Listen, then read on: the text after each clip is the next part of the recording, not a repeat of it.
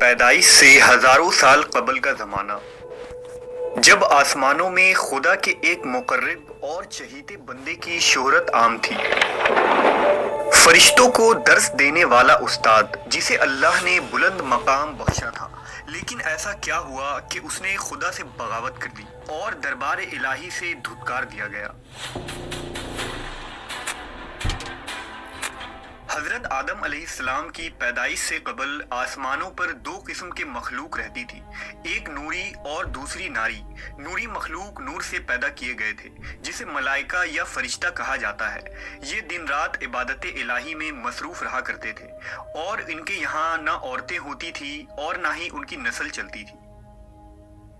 دوسری مخلوق ناری یعنی جنات تھے، جو آگ سے پیدا کیے گئے ہیں۔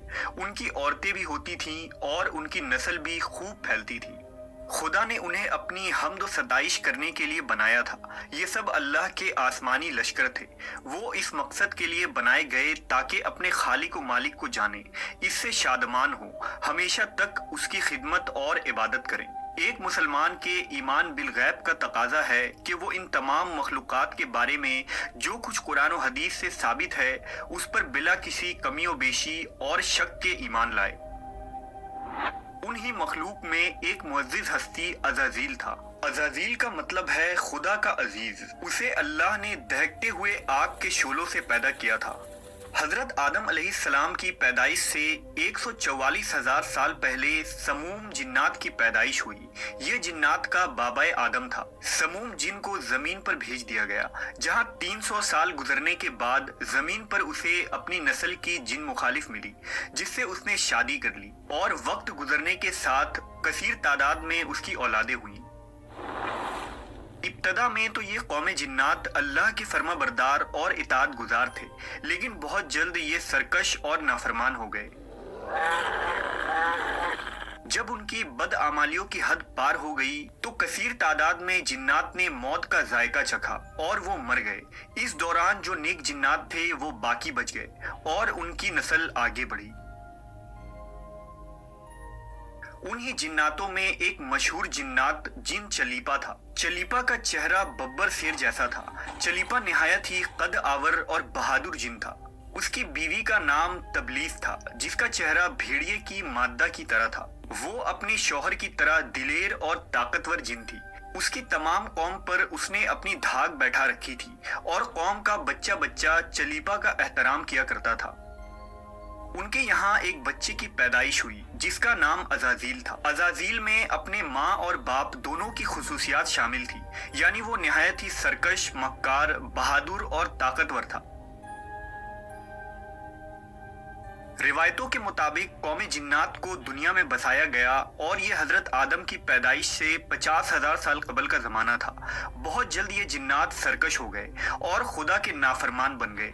جب جھگڑے اور فساد سے زمین لرزا اٹھی تو آسمان سے فرشتوں کو حکم دیا گیا کہ جاؤ اور ان سرکش جنات کو مار پھینکو۔ لہٰذا اس کائنات میں پہلی خون ریز جنگ ہوئی،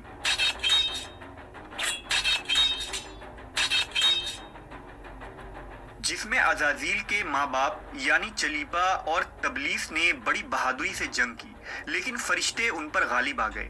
فرشتوں کا وار ان جناتوں پر اس طرح پڑتا کہ وہ اشک کھا کر گر پڑتے۔ اسی جنگ کے دوران عزازیل کے ماں باپ مارے گئے اور قوم جنات کے سرکش جنوں کو قیدی بنا لیا گیا۔ ان قیدیوں میں شہزادہ عزازیل بھی تھا۔ فرشتے جب اسے بارگاہ الہی میں لائے تو ان کو حکم ہوا کہ عزازیل کی بہترین تربیت کرو۔ چنانچہ فرشتوں نے عزازیل کی تربیت بہترین انداز سے کی۔ عبادت، ریاضت کے طریقے اور آداب سکھائے گئے۔ اس طرح وہ بہت جلد اللہ کا مقرب ترین بندہ بن گیا۔ ایک وقت ایسا آیا کہ عزازیل اللہ کا سب سے چہیتا، عبادت گزار، ریاضت کرنے والا اور زاہد بندہ تھا، جس میں اس کا کوئی ثانی نہ تھا۔ حکمت و دانشوری میں بھی اسے کمال حاصل تھا۔ عزازیل اپنی عبادت و ریاضت کی وجہ سے اس درجے تک پہنچ چکا تھا کہ اسے فرشتوں کا معلم مقرر کر دیا گیا، اور آسمان والے اسے عابد کہہ کر پکارنے لگے۔ حضرت کعب بن احبار کا بیان ہے کہ عزازیل 40,000 برس تک جنت کا خزانچی تھا، 80,000 برس تک فرشتوں کا ساتھی رہا۔ 20,000 साल तक फरिश्तों को वाज सुनाता रहा। जिस मिंबर पर बैठकर अज़ाज़ील फरिश्तों को दर्स दिया करता था, उसी मिंबर के नीचे हजरत जिब्रील, मीकाईल, इसराफील और इज़राइल अलैहिस्सलाम बैठकर उसकी दर्स व तदरीस सुना करते थे। लेकिन अल्लाह को बखूबी आगाही थी कि ये असल में लईन है और एक मुअय्यन मुद्दत के बाद जलील होगा और अपने अंजाम से गाफिल इस अज़ाज़ील का खात्मा कुफ्र की हालत में होगा। लिहाजा एक रोज अज़ाज़ील ने लूहे महफूज को देखा कि उसमें एक इबारत तहरीर की गई है जिसके अल्फाज थे कि मैं अल्लाह की पनाह मांगता हूँ शैतान मरदूद से। इस इबारत को पढ़ते ही अज़ाज़ील गालिबन 2000 साल तक रोता रहा और बारगाह इलाही में हाजिर होकर दरियाफ्त करने लगा कि ए रब्बुल आलमीन, ये शैतान रजीम कौन होगा जिससे पनाह मांगी जाएगी। अल्लाह ने अर्ज किया, हमारा एक ऐसा बंदा जिसे हर नेमत से सरफराज किया जाएगा मगर एक हुक्म ना मानने की वजह से वो मरदूद हो जाएगा। अज़ाज़ील ने ख्वाहिश की कि मैं उस मलऊन को देखना चाहता हूँ, जिस पर अल्लाह की जानिब से अर्ज किया गया कि तू जल्द उसे देखेगा। अज़ाज़ील हर लम्हे इस सोच में गमगीन रहता कि आखिर वो मलऊन कौन होगा जो खुदा का हुक्म मानने से इनकार करने की जुर्रत करेगा। इस खौफ से वो मजीद इबादत और तौबा में मसरूफ रहने लगा, यहाँ तक कि हजारों साल बीत गए जब एक रोज अज़ाज़ील को मालूम हुआ कि अल्लाह ताला एक नई मखलूक पैदा फरमा रहे हैं जिसके लिए दुनिया के हर कोने से मिट्टी लाई गई है। अल्लाह तबारक व ताला ने हजरत आदम के पुतले को अपने दस्ते कुदरत से पैदा फरमाया और ये बगैर रूह के 40 साल तक इसी हालत में पड़ा रहा। फरिश्ते जब उसके पास से गुजरते तो घबरा जाते। उनमें सबसे ज्यादा घबराने वाला इब्लीस था। ये उसके पास से गुजरता तो उसे मारता, जिसकी वजह से उस जिस्म से ऐसी आवाज निकलती जैसे खनखनाती मिट्टी की ठेकरी से निकलती है। और फिर वो दिन भी आ गया जब रब्बिल आलमीन ने फरिश्तों से फरमाया कि मैं जमीन पर अपना एक नायब बनाने लगा हूँ, वो जमीन पर मेरे अहकाम को नाफिज करवाएगा। फरिश्तों ने अर्ज किया, ए पाक परवरदिगार, ये जमीन पर फसाद बर्पा करेंगे और ये आपस में खून रेजी करेंगे, जबकि हम तो दिन रात आपकी तस्बीह करते रहते हैं और आपकी पाकी बयान करते हैं। अल्लाह ने फरमाया, जो कुछ मैं जानता हूँ वो तुम नहीं जानते। फिर अल्लाह ने हजरत आदम को तमाम चीजों के नाम सिखा दिए और उन्हें फरिश्तों के सामने पेश करते हुए फरमाया, अगर तुम सच्चे हो तो मुझे उनके नाम बताओ। उन्होंने कहा, तू पाक है, हम तो इतना ही जानते हैं जितना तूने हमें बताया है, बेशक तू बड़े इल्म व हिकमत वाला है। फिर अल्लाह ने फरमाया, ए आदम, उन चीजों के नाम बता दो। फिर हजरत आदम ने उन्हें नाम बता दिए तो फरमाया, क्या मैंने तुम्हें नहीं कहा था कि मैं आसमानों और जमीन की छुपी हुई चीजें जानता हूँ, और जो तुम जाहिर करते हो और जो तुम छुपाते हो। फिर फरिश्तों को हुक्म दिया गया कि आदम को सजदा करो, लिहाजा उन्होंने सजदा किया, मगर अज़ाज़ील ने सजदा से इनकार किया। अल्लाह ने फरमाया, तुझे सजदा करने से किस चीज ने मना किया जबकि मैंने तुझे हुक्म दिया।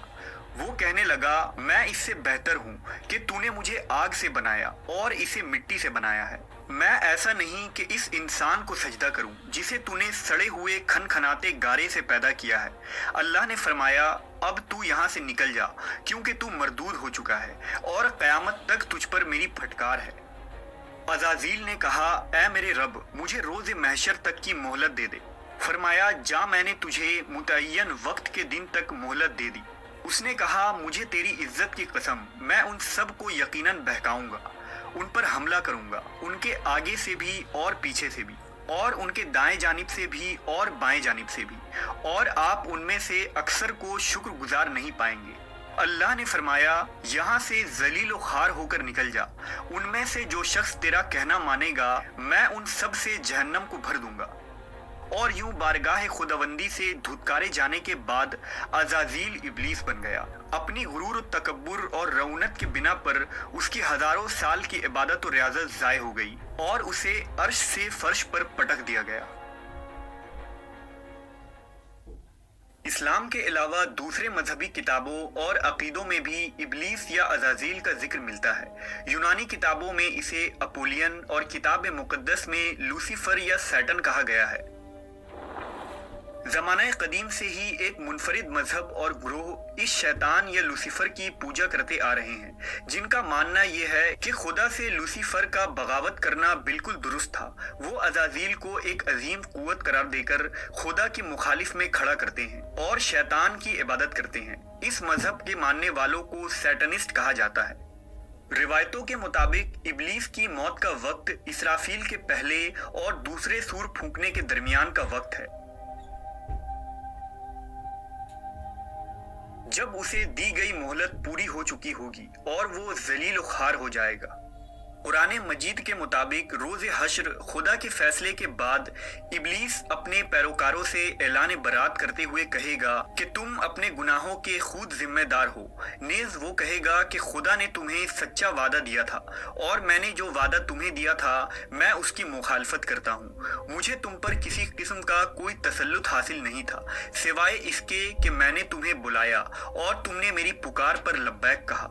बस मुझे मलामत ना करो, अपने आप को मलामत करो। अब मैं तुम्हारा फरियाद रस नहीं हूं और ना तुम मेरी फरियाद रस हो सकते हो।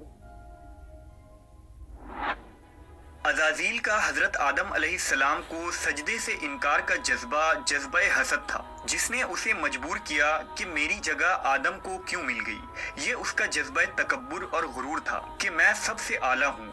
ये सिर्फ उस एक सजदे के इनकार की बात नहीं थी, बात इताअत से सरकशी की थी। इब्लीस ने दिल में खुद को रब मान लिया था। इस शिर्क अजीम के नतीजे में इब्लीस ता क़यामत रुस्वा और लानती ठहरा और औलाद आदम को भटकाने के लिए आज़ाद करार पाया।